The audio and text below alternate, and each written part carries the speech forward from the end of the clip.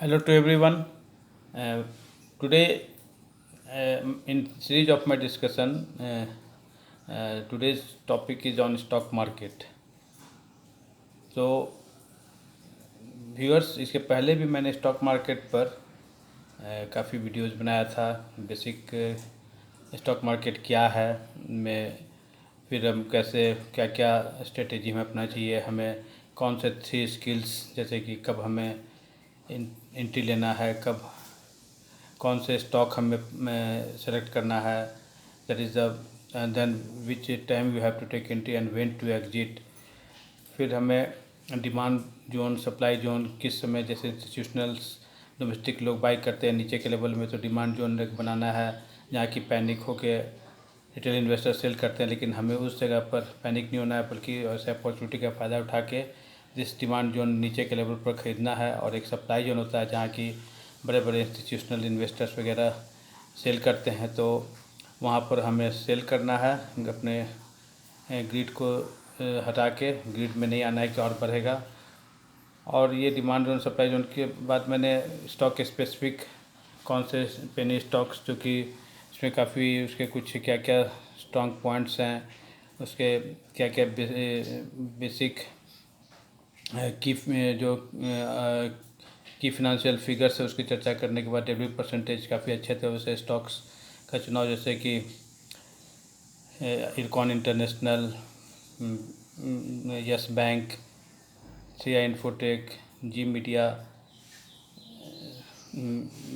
आदि स्टॉक्स मैंने इस पर डिटेल वीडियो बनाया था। सारा चीज़ उसमें कैसे क्यों हमें वॉच करना और उस लेवल पर ख़रीदना था, जो कि अभी जस्ट 2-3 महीना में हमने देखा है कि ऑलमोस्ट 60-70% उन स्टॉकों में रिटर्न मिला है। आज जो मेरा टॉपिक है वह एक ख़ास स्ट्रेटेजी है, जो कि Elliott wave theory. Elliott wave ने एक थ्योरी बनाई थी जो स्टॉक मार्केट में काफ़ी नुकसान हुआ था, तो बाद में उन्होंने एक बताया कि स्टॉक मार्केट में एक वेव आता है, वो वेव में एक इम्पल्सिव वेव और एक करेक्शन वेव। इम्पल्सिव वेव में मिनिमम टाइम में maximum price momentum, and correction wave में maximum time minimum price movement. तो हमें उसी देखना है कि कब स्टॉक में इम्पल्सिव वेव आ रहा है, जैसे कि पहचानना है कि हाई वॉल्यूम किसी स्टॉक में हो रहा है, it means some institutionals domestic HNI interested, तो उसी साथ उसी मोमेंट में लेके फिर जैसे बढ़ता है तो हमें बेच लेना है।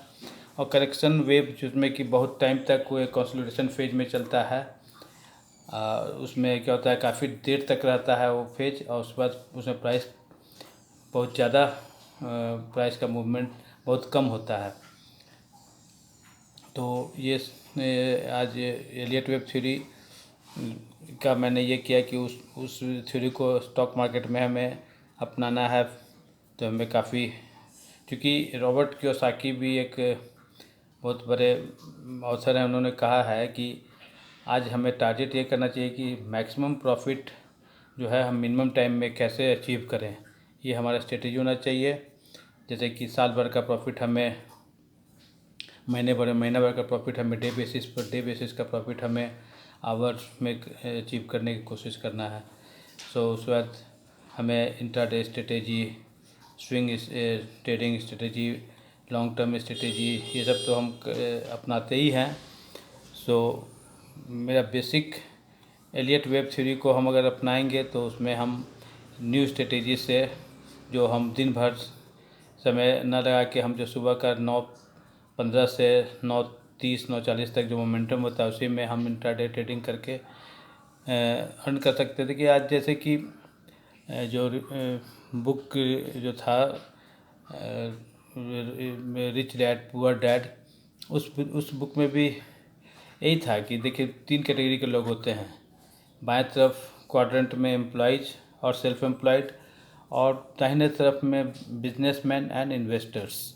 तो लेफ़्ट साइड जो एम्प्लॉयज़ एंड सेल्फ एम्प्लॉयड लोग हैं, उनका क्या होता है कि उनका एक एक्टिव इनकम होता है, दिन भर बिजनेस करते हैं या जॉब करते हैं महीना भर, तब उनको होता है, उनका अपना सारा समय वो देते हैं जैसे कि एम्प्लॉयज़ अपना 9 से 6 बजे तक, कोई उनको टाइम का फ्रीडम नहीं है।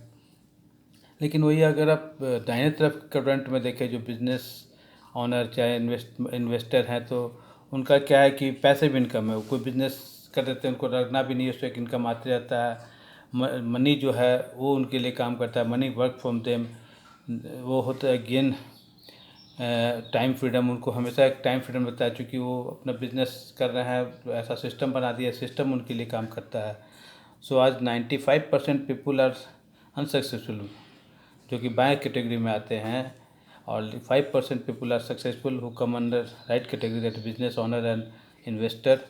सो 95% पीपुल जो है वो इन लोगों के लिए, जो राइट साइड में जो बिजनेस है उनके लिए काम करते हैं, और अपना फिजिकल प्रेजेंस उनको वहाँ पर देना पड़ता है।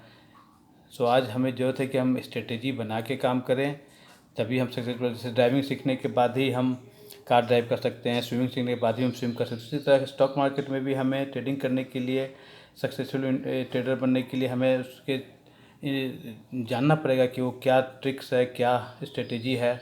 सो हम उसको अपनाएंगे तो हम अपने गोल को पूरा कर सकते हैं। सो मैं यही मेरा आज का ये शॉर्ट टर्म में जो टॉपिक था, उसी पर मैंने ये कहा था कि फर्स्ट ऑफ ऑल हमें अपना एक गोल बनाना पड़ेगा। उसके बाद कैसे हमारा वो गोल में पूरा, उसके लिए हमें एक प्लान बनाना पड़ेगा, और उस प्लान पर हमें वर्क करना पड़ेगा। सो हम एक अपने गोल को बनाएं एक, और इसी तरह मैं आज की बात